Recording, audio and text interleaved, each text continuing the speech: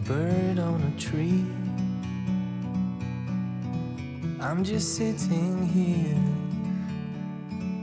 I got time. It's clear to see.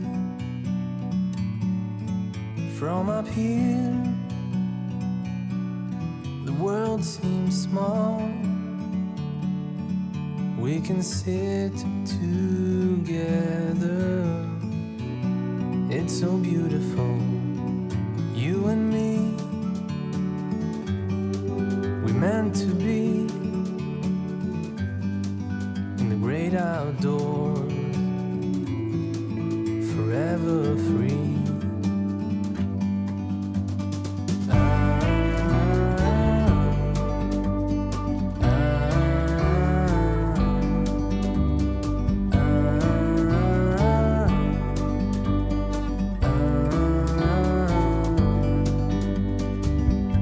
Sometimes you need to go and take a step back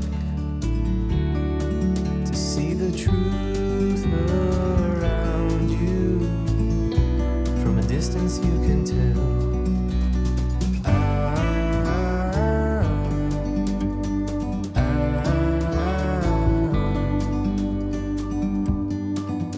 You and me were meant to be in the great outdoors, forever free. You and me meant to be in the great outdoors, forever free.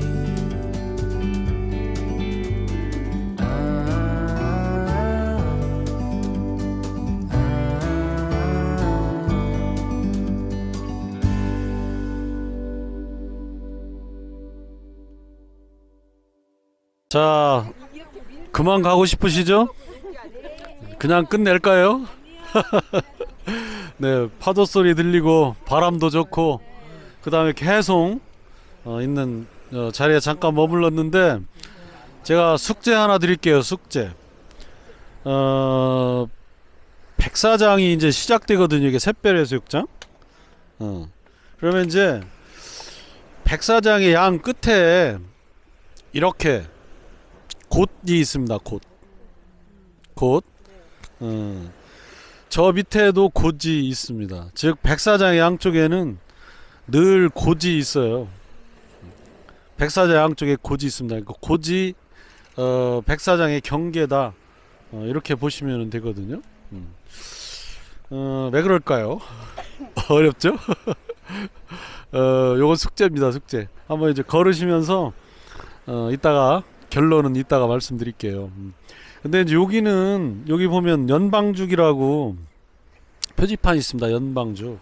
그러니까 연꽃 방죽 뭐 그런 뜻인데 옛날에 이제 바닷물이 들고 나던 데인데 갯골이죠. 갯골 중에 어디가 아마 민물이 이렇게 고였던 모양이에요. 그래가지고 이제 사리 때 사람들이 이제 방죽을 싸가지고 이게 연꽃 연못으로 만들었다. 그래서 이제 그런 전설이 전한다고 하는데 지형상으로 보면 여기는 연밭이 되기는 어려워 보이죠. 제가 생각할 때는 이제 요 뒤쪽 좀 전에 우리가 왔던 그 유황맞이 그 일대 어디쯤은 이제 가능한 지형상으로 보면 이제 그렇게 생겼는데 지금 남아있기로는 그렇게 지명이 남아있습니다. 그 다음에 이제 좀 전에 우리가 줄반머리란 데로 이제 지나왔잖아요. 그러니까 이 밖으로 튀어나온 이런 이제 이것도 곶의 일종인데 얘를 이제 머리라고 표현하지 않았나 싶은데 이제 줄밭이라고 그랬거든요. 줄밭. 줄밭의 줄이 뭐냐면 줄이 뭔지 혹시 아시나요? 줄? 잘 모르시겠죠? 이게 홍성 분들이라는 증거입니다. 우리 홍성에선 졸이라고 하잖아요. 졸. 부추. 근데 여기 태안에서는 줄이라고 하더라고요. 줄. 그래서 여기 바로 같은 내포 지역인데도 다르게 부르더라고요. 그래서 이제 여기에 자연산 졸들이 부추들이 이렇게 막 자랐대요. 그래서 이제 그런 이름이 붙었다는데 삼별초군들의 이제 뭐 목초지로 쓰였다. 이렇게 또 동네 분들은 의미 부여를 하고 있습니다. 줄반머리 이런 이름을 갖고 있고요. 또 이제 깨알 같은 지적질 하나 하자면 줄이란 그 식물을 한자로 쓰면 한자가 좀 특이하더라고요. 초두 밑에다가 안일비자를 쓴 다음에 밑에다가 이렇게 한일자를 또 써야 되는 특이한 자인데 이 자는 구로 읽습니다. 구. 근데 이제 이 줄반머리라고 하는 이름을 일본인들이 와가지고 이제 지도를 옮길 때 한자로 옮겼겠죠. 그래가지고 이제 부추 구자를 썼어요. 그래서 이 동네를 이제 구전두라고 아까 보여드린 그 지도 이따가 다시 보여드릴게요. 거기에 이제 구전두라고 쓰여 있습니다. 줄반머리 그대로 옮긴 거잖아요. 그랬는데 여기 이제 우리 들어올 때 여기가 줄반머리라고 하는 비석이 조그만 게 있었어요. 돌비석. 거기에는 이제 한자를 초두 밑에 안일비자를 써놓고 비전두 이렇게 달아놨어요. 그래서 되게 큰 실수를 구전두란 이름도 사실은 없던 이름을 만든 거긴 하지만 한자상으로는 뜻이 맞는데 뜻이 아주 다른 이런 말로 쓰여 있는 또 실수를 볼 수 있었습니다. 조금 더 덧붙이자면 그 실수가 동네 분들이 하신 게 아니에요. 일제강점기가 끝나고 이제 해방이 됐는데 해방 직후에 우리나라의 이런 편집 기술이라든지 이런 기술이 오히려 좀 퇴보를 합니다. 일시적으로 일제가 이제 녹화한 자료들을 그대로 베꼈거든요. 1950년대 우리나라 손으로 만든 최초의 지형도를 보면 손으로 글씨를 썼어요. 인쇄한 게 아니고. 근데 그 지도에 비전두라고 쓰여 있습니다. 그러니까 한자를 잘못 읽은 거죠. 그래서 거기에 이제 뿌리가 있는 것 같아요. 그래서 동네에 이렇게 잘못된 표지판 이게 좀 전하고 있습니다. 자, 이제 샛별해수욕장을 지금부터 또 걸어서 내려가겠는데요. 조금 이런 구간, 좀 더운 구간과 숲길이 좀 반복이 됩니다. 더운 데는 빨리 지나가시고 시원한 데는 천천히 지나가시면서 가겠습니다. 네. 샛별해수욕장에 왔어요. 샛별? 근데 일단 이제 샛별이라는 지명 먼저 말씀을 드리고 시작해야 될 것 같아요. 그러니까 샛별하면 떠오르시는 게 금성, 그죠? 초저녁 새벽에만 보인다는 그 샛별인데 여기는 이제 그거하고는 아무 관계가 없습니다. 여기만 샛별이 보일 리가 없지 않습니까?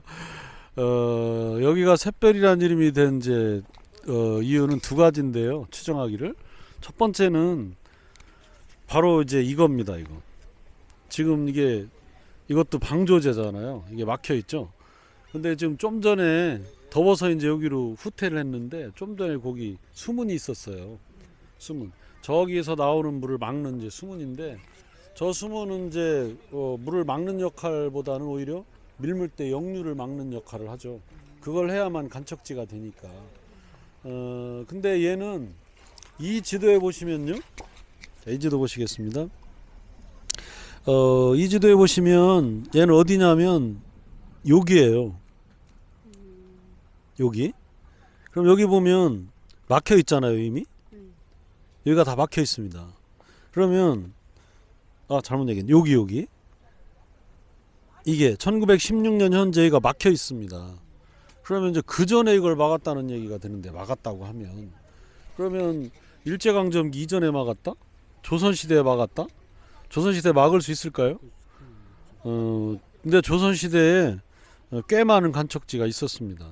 예를 들면 거중기 같은 기계도 있었고요. 그 다음에 그때 당시에 밀물을 막기 위한 그 토목공법 이런 게 전합니다. 실제로. 그래서 뭐 예를 들면 밀물을 막기가 어려우니까 밀물 들어오는 가운데에다가 큰 돌을 놨더라고요. 돌을 놔서 이제 큰 물을 막고 양쪽으로 분산시킨 다음에 양쪽을 차례로 막는 이런 방법들을 이제 썼더라고요. 실제로 예를 들면 강화도로 갔던 고려 왕조가 그때부터 강화도를 막았잖아요. 그러니까 실제 우리나라 간척의 역사는 굉장히 깁니다.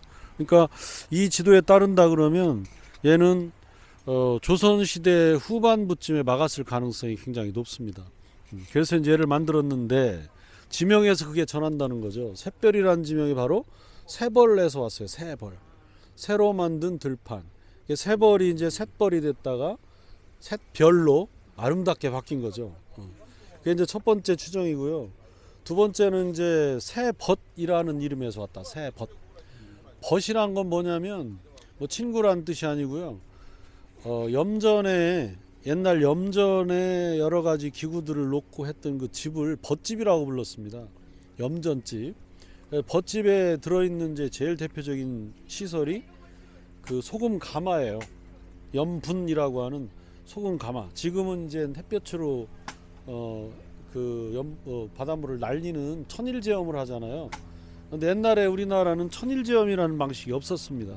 그래서 우리나라 전통 소금은 전부 다 불을 떼가지고 만들었거든요. 자염이라고 지금 태안에서 복원을 했는데 그런 형태로 이거를 했어요. 그러다 보니까 소금밭이라는 데를 가보면 이제 바닷물을 채취하고 염분 농도를 높이기 위한 갯벌 같은 게 필요했고 결정적으로 이걸 증발시키려고 그러면 불을 뗐습니다. 그러니까 집이 필요했겠죠. 개를 일컬어 벗집이라고 얘기했는데 이 지형을 보면 충분히 그 소금을 만들 만한 지형을 하고 있습니다. 그래서 벗집을 새로 만들었으니까 새벗이라고 했겠죠. 그 새벗이 이제 변해서 샛별이 되었다. 이렇게 두 가지로 추정을 하는데 둘 다 타당성이 있어 보입니다. 그래서 이제 얘는 요 부분을 이제 막았잖아요. 그래가지고 양쪽으로 끊어져 있던 게 이어지면서 꽃지보단 짧지만 굉장히 긴 백사장이 만들어지게 됐습니다. 하얀 게 그거예요? 여기는 이제 이 안에 요거는 들판. 여긴 들판이고요. 여기가 요거죠. 요거 지금은 이제 보강해가지고 더 높아졌을 테고. 막았다는 게 어딜 막은 거예요? 이제 여기가 냇물이었던 거예요. 이게. 근데 냇물이 아니고 이건 이제 순전히 이제 추정인데 이거 바다였습니다. 이게 해발 고도로 보면. 그러니까 이제 여기가 섬이었고 저 산이 저쪽 산이 섬이었고 그 다음에 이쪽으로 들어오는 물하고 이쪽으로 들어오는 물이 여기서 만났을 가능성이 매우 높아요. 간월도 아시죠? 간월도 물 빠지면 거기 사주가 나오잖아요. 그건 왜 그러냐면 양쪽으로 들어오는 물이 물질을 몰고 들어오다 거기서 딱 마주치니까 거기서 쏟아지겠죠. 이게 1년, 10년, 100년, 1000년 되면 이런 게 생기고 이제 바람이 작용하고 뭐 이러면서 이제 무트로 튀어나올 가능성이 매우 높습니다. 이래가지고 이제 이 섬이 육지하고 연결되는 경우가 생기는데 여기도 이제 그런 모양을 지형도상으로 보면 그런 모양을 하고 있어요. 그래서 이 동네 이름도 신야리입니다. 신야리. 새들이잖아요. 새들, 새로 만들어진 들. 그래서 이제 1916년 당시에 보면 신야리 마을이 있고 여기가 논으로 쓰이고 있는데 지금은 이게 여기가 막혔어요. 여기가. 그래가지고 신야리에 가보면 바다라고는 전혀 없습니다. 이게 도대체 바다야? 말이 안 되는데 알고 보면 양쪽 모두 바다였던 때가 있었다. 한쪽만 바다였던 것도 그리 오래되지 않았다. 그리고 더 옛날로 가면은 이제 양쪽이 모두 바닷물이 통하던 그런 곳이었을 가능성이 높다. 그런 거죠. 그래서 이제 샛별 해수욕장은 그럼 이름의 변화 과정 이런 게 좀 흥미롭고요. 그 다음에 이제 역시 인공 시설이 이 자연적 현상하고 결합을 해가지고 이런 백사장이 성장하는 이런 하나의 사례로 볼 수 있겠습니다. 네. 자, 그러면 또 쌀 썩은 열 향해서 또 걸어가겠습니다. 네. 여기서는 조금 머리 아픈 얘기일 수도 있는데요. 지질 구조, 땅 속의 구조가 땅 겉으로 이제 표현되는 거라고 뭐 저희는 생각하는데요. 지질 구조 얘기 이제 조금 말씀드리고 그 다음에 이제 독특한 지형, 요 일대의 지형 그 얘기 좀 말씀드리고 그 다음에 우리 손 박사님 관심사 쌀 썩은 여에 대해서도 조금 말씀을 드리고 이렇게 짤막짤막하게 하겠습니다. 우선 이제 지질 구조 얘기는 제가 좀 말씀드리고 지형은 우리 장현 선생님께 좀 부탁드리고요. 손 박사님 쌀 썩은 여 얘기 좀 해주실 수 있으신가요? 쌀 썩은 여라는 네. 좋은 선이 올라가다가 이따가 이제 네. 자, 그러면 이제 먼저 지질 구조 얘기를 제가 좀 말씀드릴게요. 이게 이제 지질도거든요. 그러면 안면도는요, 지질 구조가 아주 단순하죠. 색깔이 다 하나잖아요. 근데 여기 이제 서산, 태안 이쪽으로 올라가 보면 여기는 좀 복잡해요. 근데 비교적 여기는 아주 단순한 형태로 돼 있고, 안면도의 남쪽이 조금 복잡합니다. 이렇게. 그래서 이제 이 일대는 지질 구조가, 우리가 오늘 돌아다닌 곳 일대는 지질 구조가 이제 거의 같다 이렇게 보시면 되는데, 한번 뒤 돌아보세요. 저기 바위 튀어나오는데 이제 뭐 붉은색 가까운 이런 돌들이 있습니다. 사실 우리 홍성에선 저런 돌들을 보기가 어렵습니다. 그렇죠?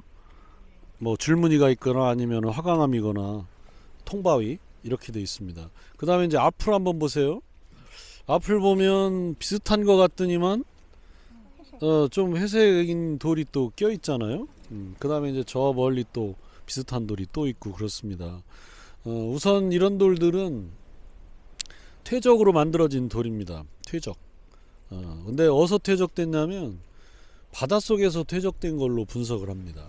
그러니까 여기가 이제 한때는 먼 옛날에 바다였다는 뜻인데, 먼 옛날이 얼마나 먼 옛날이냐, 역사보다 당연히 더 오래전이고요. 자그마치 언제부터냐면 약 5억 7천만 년 전부터입니다. 예, 사람은 구경도 못하고 생명체 자체가 이제 겨우 태어나기 시작했던 그 유명한 캄브리아기 시대의 바다였습니다.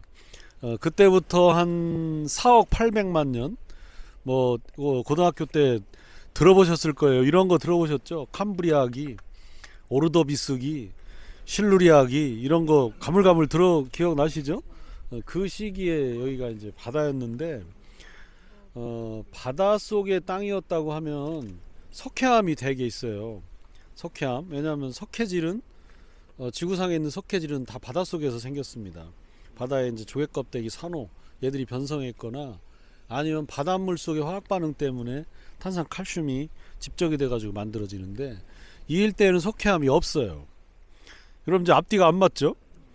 석회암은 저기 태안반도 가로림만에 가면은 있는데요. 여기는 없습니다. 그럼 이건 뭔 조화 속이냐? 바닷속이었지만 석회질이 만들어질 수 없는 조건을 갖고 있었다. 그 말은 무슨 뜻이냐면 바다가 깊었다는 뜻입니다. 생명체가 번성할 수 있는 깊이가 아니고요. 화학 반응이 일어나려면 얕은 바다에 바닷물이 따뜻해야 일어납니다. 말하자면 탄산 가스가 나와야 돼요. 물이 데펴져 가지고 가스가 나와야 그 가스하고 칼슘이 결합해 갖고 석회질이 되거든요. 그런 조건이 안 되어 있던 겁니다. 그럼 그때 당시에 5억 7천만 년에서부터 4억 800만 년 사이에 우리나라에 그런 얕은 바다였던 데가 어디냐면 또 여러분들 다 아시는 강원도 영월, 정선, 삼척 거기입니다. 거기가 다 석회질로 돼 있죠. 석회동굴 다 가보셨죠? 그럼 여기하고 거기하고 엄청 멀잖아요. 바다였으니까 석회질이 있죠. 근데 거기에 석회질이 있단 말은 거긴 얕은 바다였다는 뜻입니다. 그럼 거기가 얕은 바다였다면 여기는 깊은 바다였다는 결론이 나오네요. 근데 이제 어떻게 만들어졌냐면 육지에서 떠내려온 물질들이 얕은 바다에 막 쌓이겠죠. 그래가지고 이제 개들이 오랜 세월 지나면서 압력을 받아가지고 이제 돌로 변하는데, 여기는 보면 지층이 막 뒤틀려 있어요. 아주 착하게 판판하게 쌓여 있는 게 아니고 물고나무도 서 있고 막 정신이 없습니다. 이거는 이제 어떤 이유 때문이냐면 바닷가에 육지하고 연결된 얕은 바다를 대륙붕이라고 하는 거 아시죠? 우리나라 막 제7광구 대륙붕에서 석유가 난다는 대륙붕이라고 하는데, 대륙에 연결되어 있는 뭐 그 연결 부위, 대륙의 쉘터, 그런란 뜻인데, 그게 끝나면 바다가 깊어져요. 갑자기. 대개 퇴적물은 대륙붕에 있고요. 육지하고 이어져 있으니까. 근데 이제 거기에 잘 쌓여있던 퇴적물이 어떤 이유, 예를 들면 지진이 났다거나 아니면 뭐 폭풍이 일었다거나 그래가지고 퇴적물이 아주 거대한 덩어리가 흔들리는 경우가 있습니다. 그렇게 되면 대륙붕이 끝나고 깊어지는 부분에서 얘들이 말하자면 산사태가 나듯이 사태가 납니다. 거대한. 그러면서 이제 깊은 바다를 향해서 막 쓸려 내려가겠죠. 쓸려 내려가 가지고 이제 더 이상 쓸려 내려갈 수 없는 깊은 바다에 도달하면 거기 애들이 막 쏟아져 가지고 쌓이게 됩니다. 말하자면 이 동네는 그렇게 만들어진 땅이에요. 그래서 지층이 착하게 착착착 쌓여 있는 게 아니고 제 맘대로 돼 있어요. 물구나무 서 있는 애들, 막 뒤집어진 애들, 끊어진 애들, 이런 구조를 하고 있습니다. 그래서 이제 지질학에서는 이런 독특한 구조, 대륙붕에 있던 또는 큰 호숫가에서도 그런 일이 일어납니다. 대륙붕이나 호숫가에서 퇴적 물질이 갑자기 깊은 데로 쏟아져 내려가면서 쌓이는 이런 지형을 이제 누군가 연구했겠죠. 관심 있는 사람이 독일에 이제 부마라는 사람이었는데 부마가 어느 날 무릎을 쳤어요. 아, 이게 그렇게 생기는 거구나. 그래서 이제 이른바 이런 지형을 만들어진 그 메커니즘을 일컬어 부마 시퀀스라고 하는데, 부마가 알아낸 부마 윤회, 그렇게 우리말로는 번역할 수도 있습니다. 여기가 이제 그렇게 해서 만들어진 땅이고요. 요 밑에가 이제 여기는 좀 다르잖아요. 여기는 이제 누동이라고, 요 앞에 그 누동이라는 마을이 있습니다. 안면도 그 휴양림 그 안쪽 마을인데, 거기로 이런 거대한 단층선이 지나가요. 빵 끊어진 자리입니다. 그래서 이제 성질이 다른 지형이 나타나고 있고, 이 퇴적, 이걸 태안층이라고 하는데 우리나라 아주 독특한 지층이에요. 태안층은 여기도 나타납니다. 우리 동네, 우리 서부면 결성 근처 여기도 나타나거든요. 근데 여기는 이제 보시다시피 이런 거하고 섞여 있죠. 그러니까 이제 거기는 여기보다 더 얕았다는 뜻이에요. 저쪽은.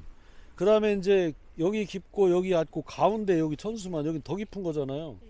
그 가운데 이제 바닷속에는 이런 끊어진 층, 단층선이 지나가는 걸로 추정을 합니다. 근데 그 추정을 뒷받침하는 증거가 뭐냐면 바로 이제 다음 7월 답사에 우리가 갈 생각인데요. 요 천수만을 중심으로 해갖고 여기에 안면도 북쪽 동해안이죠. 여기에 화산암이 있어요. 화산암. 즉 옛날에 화산 폭발이 있었어요. 좀 놀랍죠? 근데 화산 폭발은 예를 들면 우리가 제주도 울릉도 생각하는데 얘들은 제주도 울릉도보다 훨씬 형님입니다. 제주도 울릉도는 뭐 아주 애기에 속하죠. 신생대에 생겼으니까. 얘들은 언제 생겼냐면 가장 늦게 활동했다고 하더라도 6650만 년 전, 그때 생겼어요.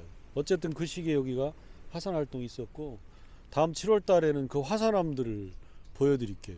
그래서 이런 아주 독특한 지질 구조를 하고 있는 그 현장에 이제 와 계시는 겁니다. 그 다음에 이제 그 암석들이 깨져가지고 이런 이제 자갈 해안이나 이런 것들을 만들었는데, 요거에 대해서 우리 장희원 선생님께 한번 설명을 부탁드릴게요. 네, 이제 지금까지 저희가 꼬치 해수욕장부터 여기까지 오면서 계속 해수욕장 많이 보셨잖아요. 근데 이제 그런 물질들이 이제 어디서 왔는지 이런 것도 한번 이제 지리학을 공부하는 사람은 이제 대부분 다 이제 막 궁금해 하거든요. 일단은 사빈을 구성하는 물질이 이제 어디서 기원을 하냐면은 두 가지가 있어요. 첫 번째는 하천에 의해서 저 먼 산에서부터 그 다량의 토사가 공급되어서 이제 해수욕장에 깔리게 되는 경우가 있고, 두 번째는 하천이 없는 곳에서도 이렇게 해수욕장이 모래사장이 발달하게 되는데, 저기 보시면은 저쪽 에도 그 모래사장이 발달되어 있잖아요. 근데 그 뒤로는 하천이 없어요. 저런 모래는 어디서 왔을까 생각을 했을 때 양 옆에 있는 암석으로부터 공급을 받습니다. 그래서 저기 있는 모래들은 대부분, 혹은 이 안면도에 있는 대부분의 이제 모래사장의 모래들은 헤드랜드, 즉 저희가 계속 불렀던 곳에서부터 이제 그 파도에 의해서 침식이 되고 바위가 깨지고 돌이 되고 돌이 깨져서 모래가 되고, 이렇게 해서 이제 모래사장을 이루게 되는 겁니다. 그래서 보통 이렇게 하천이 없는 곳에서 발달하는 저런 모래들은 주변 암석의 색깔에 영향을 받아요. 그래가지고 우리 그 제주도에 가면 검멀래 해변 아십니까? 그 우도에 가면 검은 모래 해변인데, 이 모래는 왜 검었지? 라고 생각을 했을 때 그 기반암이 현무암이기 때문이에요. 제주도는 이제 현무암, 그 검은색 돌에서 이제 그 모래사장이 만들었기 때문에, 어쨌든 이렇게 네, 사빈의 구성물질은 두 가지로 만들어집니다. 그럼 수백 년이 아니라 수억 년 걸려야 되겠네요. 그렇죠. 바위가 모래가 되려면 뭐? 그렇죠. 네. 아이고, 감사합니다. 그래서 이제 저런 해안이 섬에 가면 많이 있어요. 그래서 쟤들은 또 우리 용어로 뭐라고 하냐면 주머니 해안이라고 합니다. 주머니처럼 짜그만하잖아요. 포켓 비치라고 이제 그런 용어로 이제 부릅니다. 근데 또 요 앞부분 이따 가시면서 보세요. 여기는 전부 자갈로 돼 있거든요. 자갈로 돼 있다는 말도 얘들의 고향이 육지에서 온 게 아니고 육지네요. 하천을 따라온 게 아니고 양쪽에 튀어나와 있는 저기가 깨져가지고 만들어진 거다. 덜 부서진 거죠. 더 부서질 수도 있는데.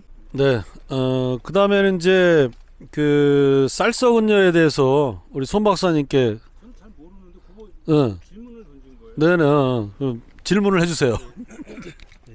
여기서 할게요. 제가 이제 왜 이 쌀썩은내를 생각했냐면 좋은 손이 남쪽에서 올라오거든요. 그럼 이게 올라오면은 이제 제가 알고 있기로 이 우리나라 맹골 수로가 세 군데가 있대요. 황해도 쪽하고 안흥 앞바다, 그다음에 이제 세월호 빠진데.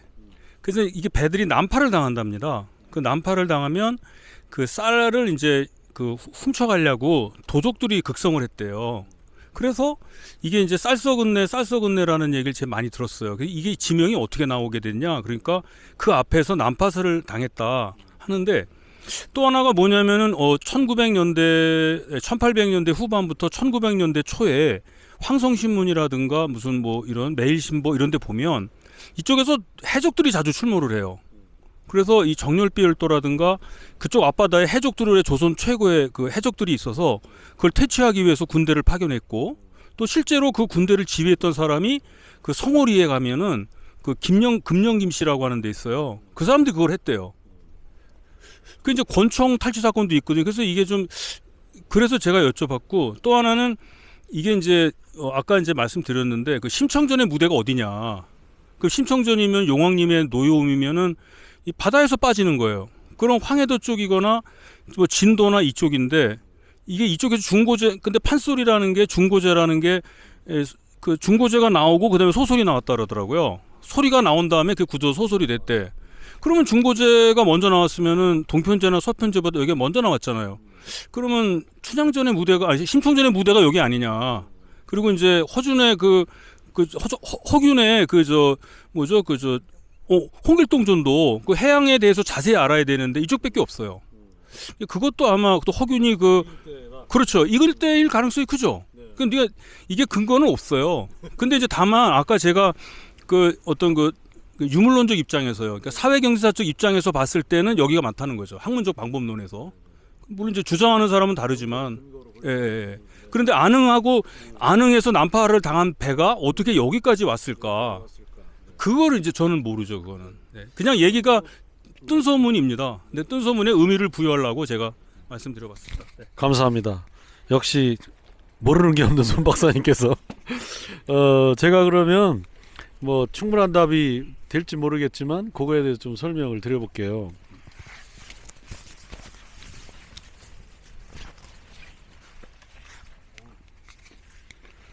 이 지도는 태안 지도인데요. 1872년에 고종 때 만들어진 지도입니다. 좀 전에 본 지도처럼 뭐 정확하진 않지만 또 다른 의미에서 재미난 게 많이 있거든요. 자, 이 지도에 보면 아주 안면도가 아주 작게 이렇게 표시가 되어 있는데, 안면도가 사실은 굉장히 큰 섬이에요. 무려 우리나라에서 6등이나 하는 섬입니다. 6등. 1등이 어디게요? 제주도, 당연히 제주도. 2등 거제도. 와, 역시 모르는 게 없어서 생각한 겁니다. 거제도. 3등 거문도? 는 별로 안 커요. 울릉도일 것 같죠? 울릉도는 등수 안에 못 듭니다. 안면도보다 작아요. 진도. 야, 손 박사님 정말 아유, 저 뭐 먹고 살라고 그렇게. 진도. 그다음에 4등이 강화도예요. 강화도. 역시 우리 지리 선생님. 5등? 이제 5등이야 하지 말죠.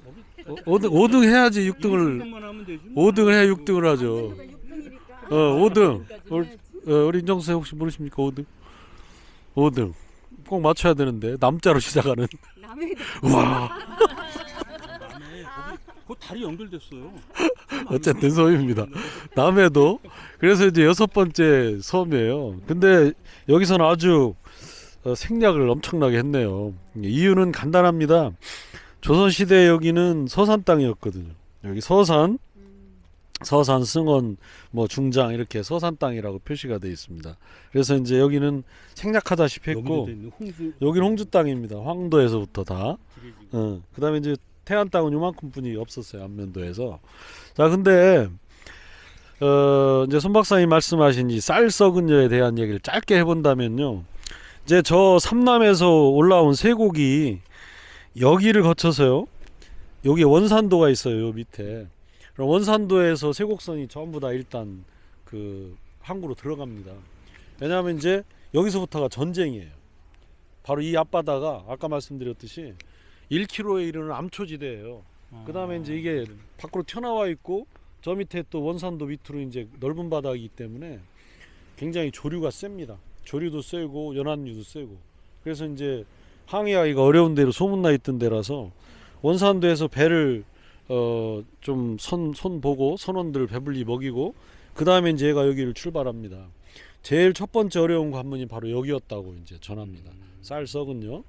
그 다음에 이제 여기를 지나가지고 쭉 올라가면 두 번째 엄청난 관문이 어디냐면 여기에요.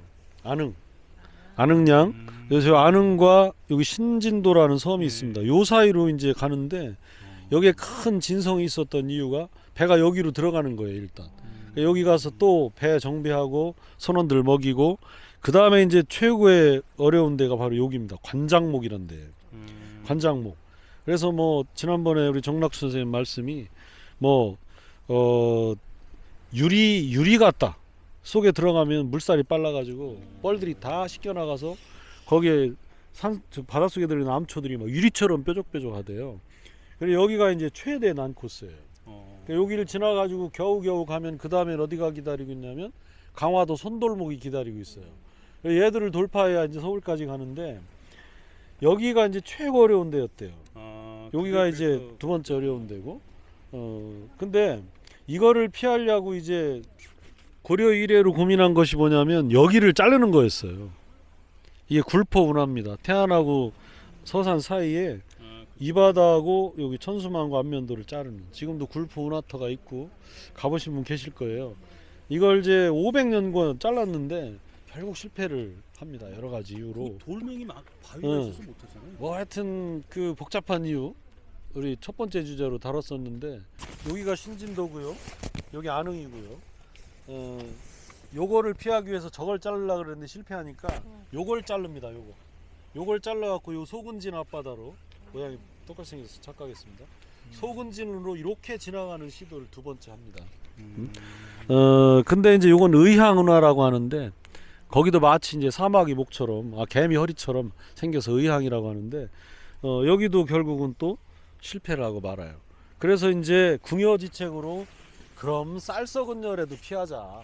그래가지고 마지막 조선 인조 때 여기를 자르게 되는 거죠. 그래서 비로소 안면도가 이제 섬이 됩니다. 그러니까 이 쌀 썩은 여도 최고로 골칫거리는 아니었지만 굉장한 골칫거리였는데 여러 가지 이제 정황들을 보면 아까 이제 손 박사님 말씀하신 왜 여기로 지나가냐? 저 밖으로 지나가면 될 것을. 근데 일단은 이제 옛날에는 밖으로 나가는 게 이 막 노를 젓고 돛담배로 갔잖아요. 그러니까 이제 그 천석이나 싣고 가는데 굉장히 힘듭니다. 그러니까 가능하면 해안에 붙여서 갔대요. 이른바 이제 갓붙이라고 하더라고요. 항해법을. 그런 방법으로 이제 항해를 해서 웬만하면 안쪽으로 가는데 이 동네 사람은 이걸 알아요. 밀물 때는 물이 방방한데 썰물 때는 저희가 육지가 돼 버리거든요. 그러니까 물때를 못 맞추면은 배가 그냥 걸립니다. 근데 이제 1000석짜리 배가 천천히 가고 있는데 물이 빠지는 거죠. 그럼 이제 그냥 걸립니다. 그래서 이제 아주 노련한 수군, 많이 와본 수군 이런 사람들이 필요했는데 그렇지 않은 경우에 이제 사고가 나고 도선사 말씀하시는 거죠? 그렇죠. 근데 그런 경우에는 이제 쌀이 썩으니까 동네 사람이 건져 먹다 뭐 그때 무슨 산수통 있는 것도 아니고요. 많은 양은 썩어서 없어졌겠죠. 그래서 그런 이름이 이제 붙었고 한 가지만 더 덧붙이자면 실제로는 배가 난파를 당했다기보다 의도적으로 부쉈던 경우도 굉장히 많습니다. 그래서 이제 그건 왜 그렇냐면 관리들이 이제 횡령을 하는 거예요. 배가 부서졌다 이렇게 얘기하고 결국은 조군이라든지 이런 사람들이 그거를 물어내려고 이제 더 많은 고생을 하는 이런 역사들이 실제로 있었고 그다음에 이제 수군들 입장에서도 서울까지 가야 되잖아요. 그다음에 일 끝나면 다시 고향으로 되돌아가야 되고 이런 엄청난 어려운 여정들이 기다리고 있으니까 실제로 이런 거에 대한 불타는 사명감 이런 것들이 적었을 가능성도 굉장히 있다고 합니다. 그런 경우에는 좋은 곳이죠. 여기로 통과하다가 부서지면 명백한 증거까지 있으니까. 네, 그래서 여기서는 그런 지질 구조와 그 다음에 이제 이런 독특한 지형, 그 다음에 쌀썩은요 우리 역사에 대한 이야기 이렇게 말씀드려봤고요. 잠깐 다리가 괜찮으시다면 여기 내려가면 이제 절벽 좀 아름다운 경치 볼 수 있으니까 내려갔다 이렇게 오시고 다시 황포항으로 가겠습니다. 네, 수고하셨습니다. 정리하면서 황포항 같이 말씀드릴게요.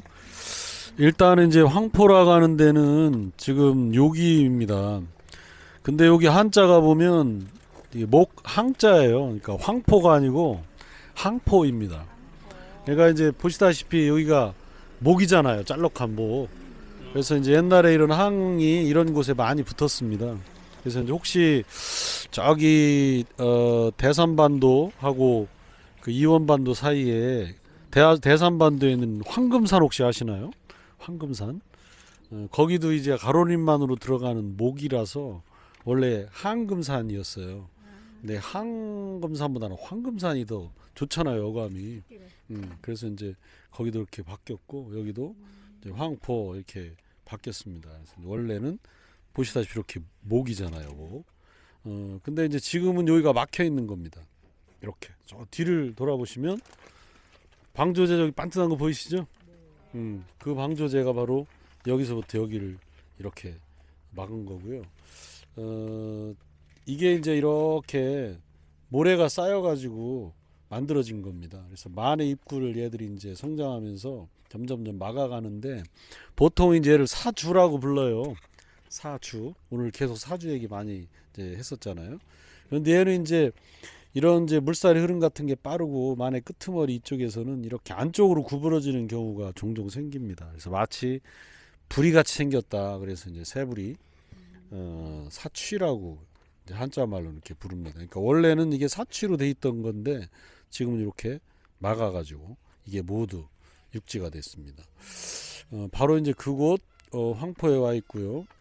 우리 이제 해변길 6코스의 마지막 지점입니다. 출발점이기도 하고 마지막 지점이기도 하고. 그럼 이제 역주행 한번 해볼까요?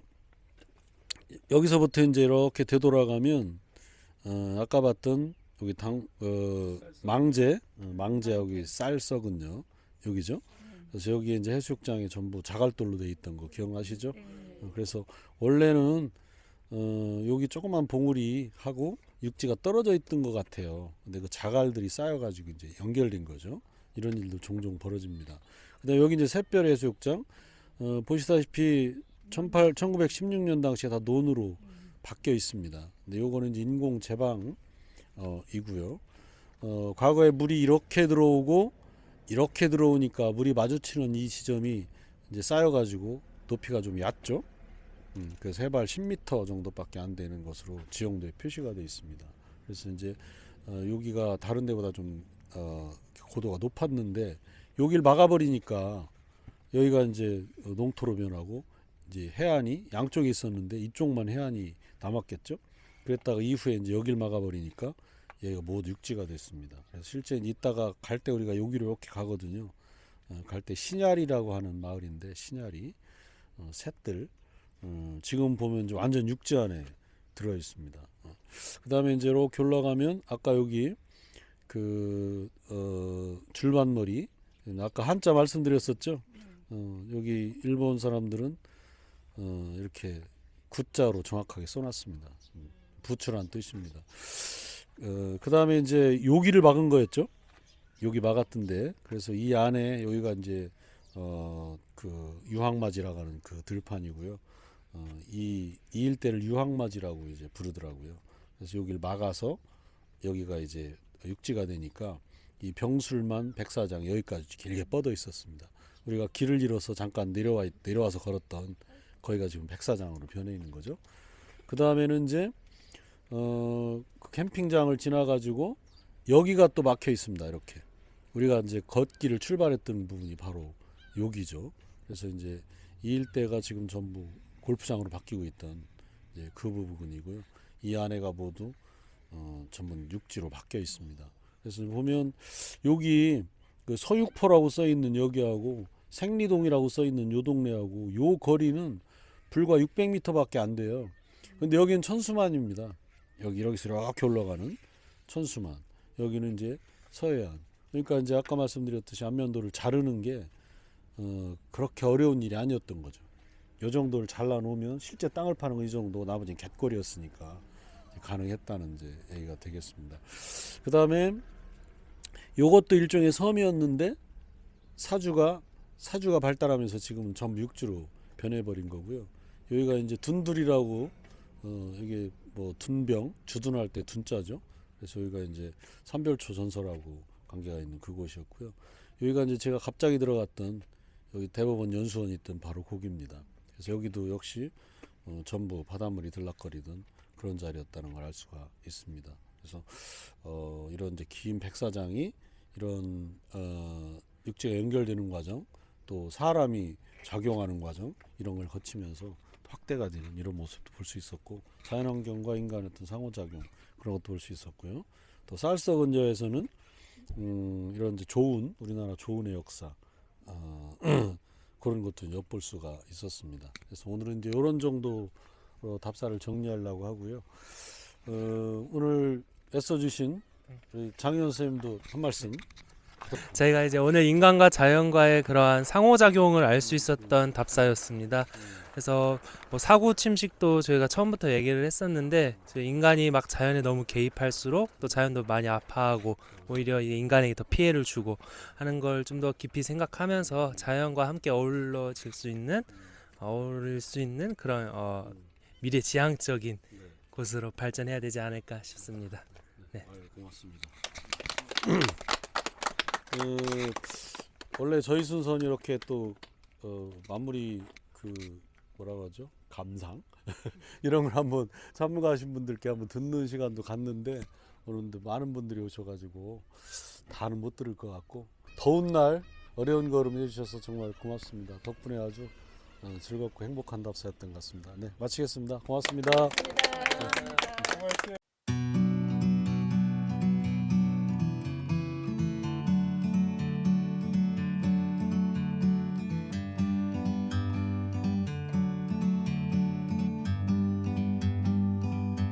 Like a bird on a tree, I'm just sitting here. I got time, it's clear to see. From up here, the world seems small. We can sit together. It's so beautiful, you and me. We meant to